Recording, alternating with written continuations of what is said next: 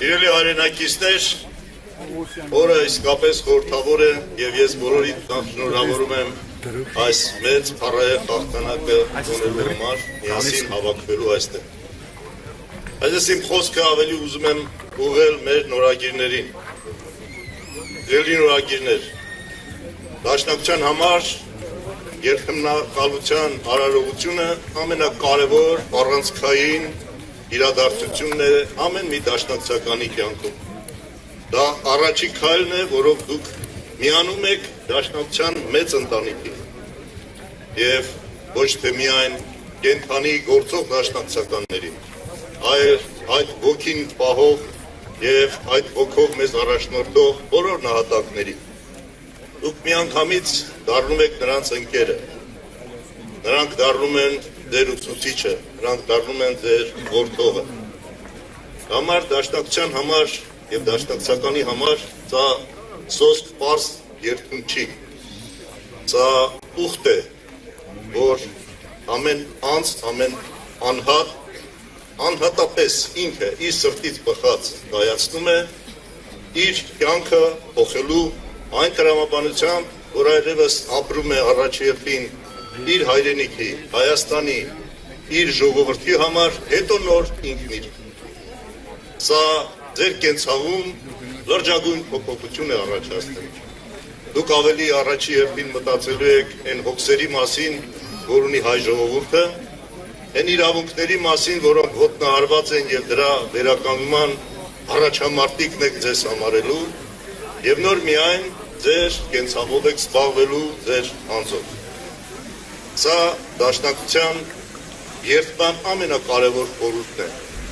եւ դաշնակցությունը այդ առումով պարզ կուսակցություն չի։ Սա իսկապես ապրելաձև է։ Դուք չեք մտնում միահերթական քաղաքական կուսակցության մեջ։ Դուք, ինչպես ասացի, փոխելու եք ձեր ապրելաձևը, սա կենսակերպ է, որով դուք պետք է տարբերվեք մյուսներից, օրինակ ծառայելով, թե ինչպես պետք է նվիրվել Հայաստանին եւ հայությանը, որտեղ դուք եք ուխտն եք ապում հենց այդ երթման պահին։ Դուք երթում եք ծառայել Հայաստանին եւ հայությանը։ Եվ ուրեմն դաշնակցությունը նաեւ իսկապես մի մեծ հայրենասիրության դպրոց է, որտեղ դուք կողք կողքի ձեզ կգտնեք նույն ոգով ապրող ընկերներ եւ իրարից կսովորեք ինչպես ավելի շատ սիրել հայրենիքը։ Եվ իսկապես չկա որևէ ուսում, որևէ կրթություն, որը այդ աստիճանի կարևոր լինի մարդու համար։ Չկա մի ուսում, մի կրթություն, որը եթե օգուտ չի տալիս Հայաստանին եւ հայ ժողովրդին, իմաստ ունի։ Եվ մեր մեծերից մեկը, գիտեք, Ռաֆայել Պատկայանը շատ գեղեցիկ է դա ասել։ Ասելա, եթե ուսումի ունի օգուտ Հայաստան,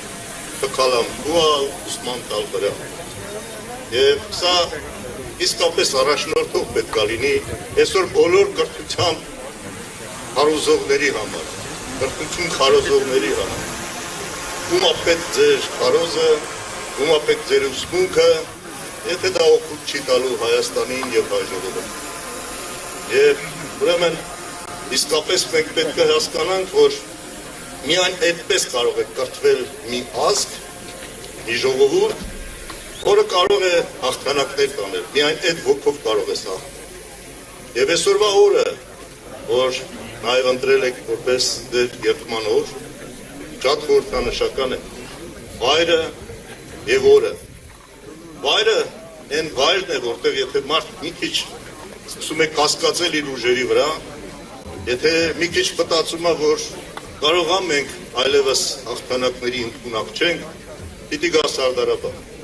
պիտի գա այստեղ եւ ներշնչվի այդ ոգով։ Մենք ժամանակին հենց այդպես էինք անում, երբ որ որևէ մեկը տատանվում էր, գնում էինք Արցախ։ Գնում էինք Արցախ, այդ ողն ու ջուրը մեզ ուժ էր տալիս։ Հիմա մեզ ձեռքից խլեցին Արցախ։ Եվ այս ամենը մենք պետք է կարողանանք օրը վերլուծել ու հասկանալ, ինչու դա պատահեց։ Պատահեց, որտեղ այդ ոգին կուլացրեց։ Եվ նորից պետք է հիշեմ Նժդեհին։ Նժդեհն ասում էր, որ ամեն հաղթանակ ժողովրդից է